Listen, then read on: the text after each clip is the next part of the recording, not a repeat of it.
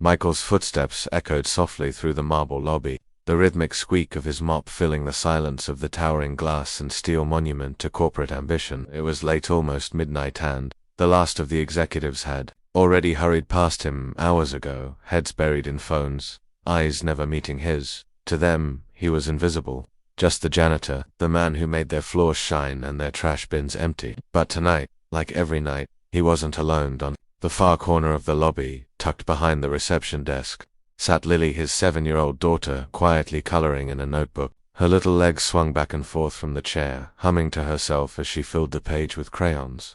Since his wife passed away 2 years ago, Michael had been doing everything alone. Day shifts, night shifts, whatever it took to keep food on the table and a roof over their heads. He couldn't afford daycare, and Lily was too young to stay home alone, so she waited with him during his shifts, never once complaining. He watched her for a moment with a heavy heart. She was the light in his dark world, the only thing keeping him going.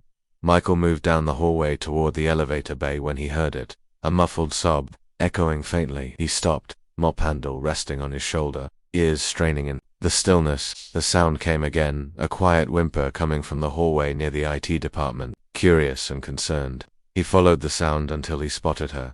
A young woman, barely more than a girl, sat on the floor with her back against the wall, her face buried in her hands. It was Ava, the new intern. He recognized her from the mornings when he'd seen her enter the building before sunrise, always polite, always smiling. Tonight, that smile was gone. He hesitated for a moment before speaking. "Miss, you all right?" Ava flinched, quickly wiping her tears and trying to compose herself. "I'm sorry, I didn't mean to bother anyone. I'll go." Michael knelt down, ignoring the strain in his knees. "You're not bothering anyone. What happened?" She hesitated, looking down at her hands. "Someone reported a company laptop missing. They think I took it, but I didn't. I would never." Michael believed her instantly. He had seen her stay late, doing tasks no one asked her to do, going above and beyond. He saw the same fire in her eyes that he once had when he first came to the city with big dreams before life wore him down. "Did they give you a chance to explain?" he asked gently. She shook her head. "They've scheduled a hearing next week. HR said it might go on my record. I could lose everything." Michael sat there beside her for a moment in silence, the distant hum of cleaning equipment the only sound around them. Something about her situation touched a nerve in him. He remembered a time, years ago, when he too had been wrongly accused at a previous job. Back then, no one spoke up for him. He lost the job, and with it, the chance at a better life. He remembered how alone he felt, how broken. He looked down at the bucket of dirty water beside him, then over at Lily, still coloring quietly under the warm lights of the lobby. Life had not been fair to him, but maybe, just maybe, tonight he could change someone else's fate. "Listen," he said quietly, "don't give up. Sometimes people need someone to stand up for them. If you need me there, I'll come." Ava looked at him, startled. "You would do that? For me?" He nodded. "You're not alone in this." As Ava finally allowed herself to cry, not in shame, but in relief, Michael felt something stir inside him. A purpose, long buried beneath years of silence and mop water. He didn't have money or influence, but he had truth. He had integrity. And sometimes, that's all it takes. He stood up, offering her a hand. "Come on, let's get you home. Tomorrow's a new day." And as they walked back through the lobby, the marble floors gleaming beneath their feet, the janitor, who no one ever noticed, was already preparing to do something no one would expect.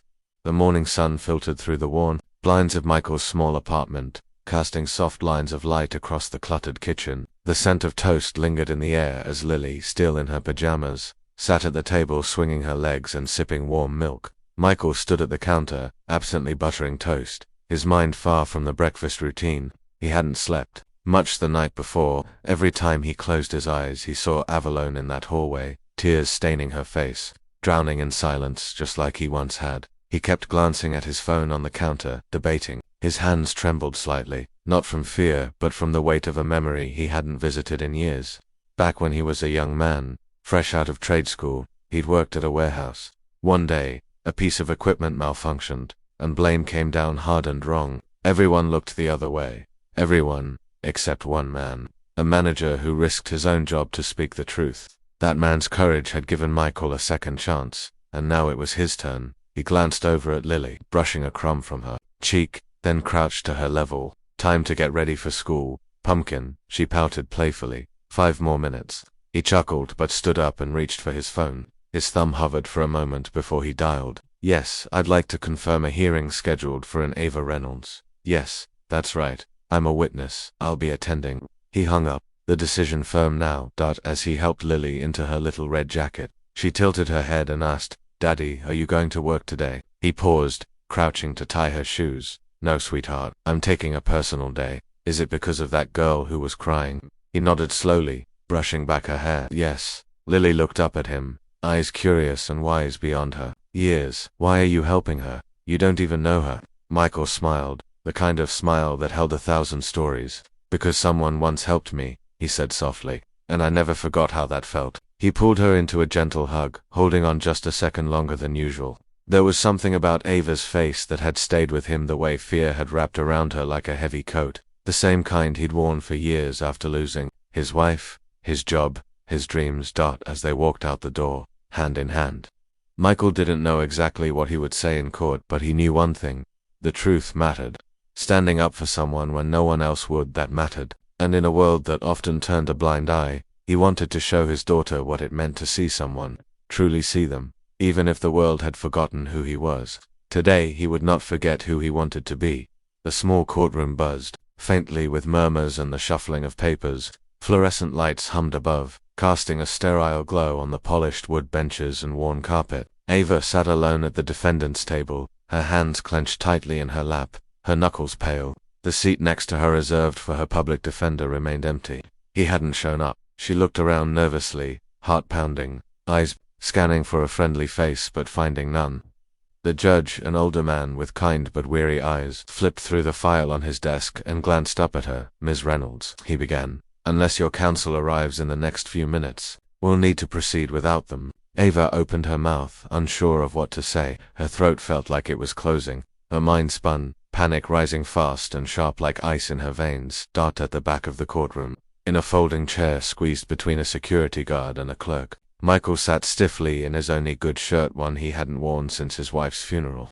His heart thudded against his ribs as he watched Ava's face crumble. She looked like Lily had that night when her mother died, terrified, fragile, abandoned. Then came the moment that changed everything. As the judge raised his gavel, ready to begin the hearing, Michael stood up suddenly. His voice, raspy but steady, rang out through the room. I will defend her. Gasps rippled through the courtroom.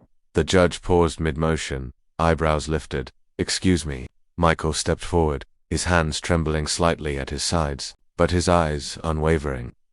I was there the night she was accused. I saw her. She was helping others, working late. She didn't take anything. She's being punished for something she didn't do, and I can't just sit back and watch it happen.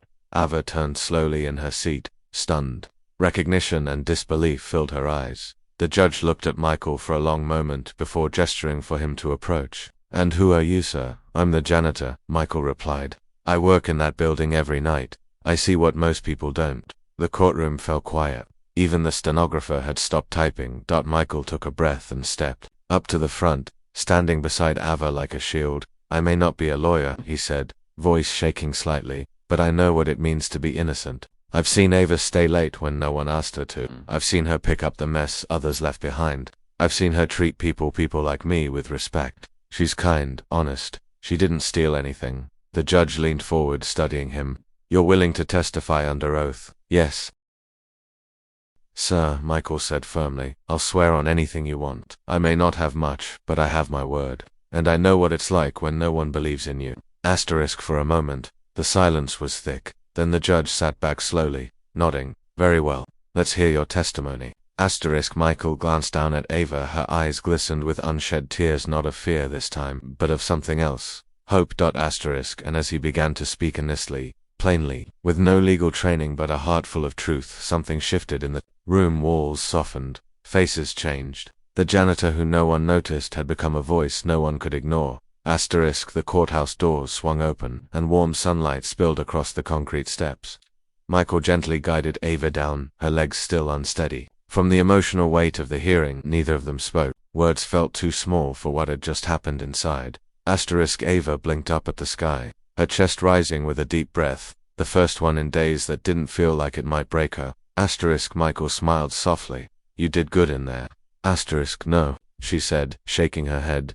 You did. You saved me. Asterisk before he could respond, the low hum of an approaching engine caught their attention. A sleek black car rolled up to the curb and came to a stop. The back door opened, and out stepped a tall, sharply dressed man in his 60s, Mr. Langston, the CEO of the company. Asterisk Ava's breath caught. Michael instinctively stepped in front of her, his protective instincts flaring again, but Langston held up a hand, his expression unreadable until he removed his sunglasses, and something unexpected flickered in his eyes. Remorse.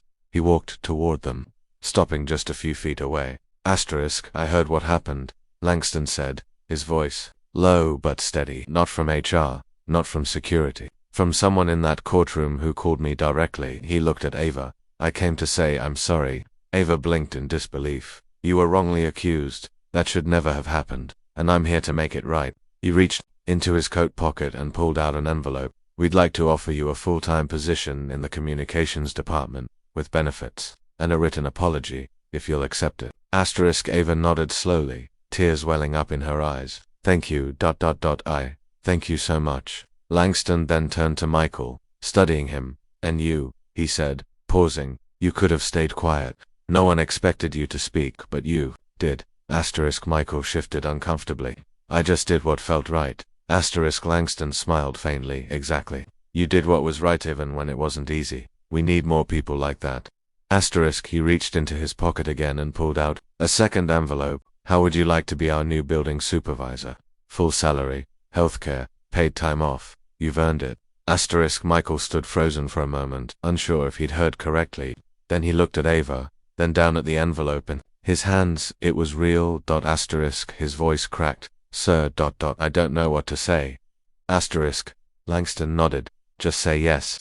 Asterisk. Michael glanced up at the sky, then over at the courthouse doors, then back at Lily, who was now running toward him from a bench across the plaza, arms outstretched. Asterisk. He smiled, eyes shining. Yes, he whispered. Yes, I will. Asterisk. The lobby gleamed just as it always had, marble floors polished to a shine, glass walls catching the afternoon sun in golden streaks. But something felt different now. It wasn't the building, it was Michael. Asterisk. He stood near the front desk, not in his old overalls, but in a crisp navy uniform with a silver badge on his chest that read building supervisor. A small radio buzzed at his waist, and a clipboard rested comfortably in his hand. His back was straighter now, his eyes brighter. People passed him, and this time, they nodded, smiled, greeted him by name. Then came the sound that made his day, tiny sneakers slapping the floor. Daddy. Asterisk. Lily rushed through the glass doors with her backpack bouncing and arms outstretched. Michael knelt just in time to catch her in a warm, full embrace. She laughed, breathless, squeezing him tightly. Asterisk. You look like a superhero, she said, tugging at his badge. Asterisk. He chuckled, brushing a kiss onto her forehead. I feel like one. Asterisk. Just then, Ava walked by, dressed in a smart blazer and heels, her hair pulled back, a folder tucked under her arm. She paused to wave, her smile wide and full of life. Hey boss, she teased playfully. Asterisk. Michael laughed and returned the wave.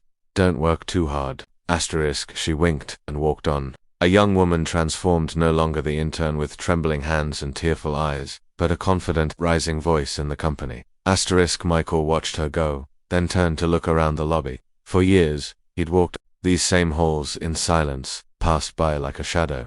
But now, he belonged, not just because of the badge or the title, but because he'd stood up when no one else did. And somehow, that simple act had changed everything. Asterisk. As the evening sun dipped low beyond the glass doors, he stood there quietly, Lily leaning against his side. He looked out at the world beyond, eyes misty with emotion, and whispered to himself, Asterisk. Sometimes, standing up costs everything, but sometimes, it gives you everything back.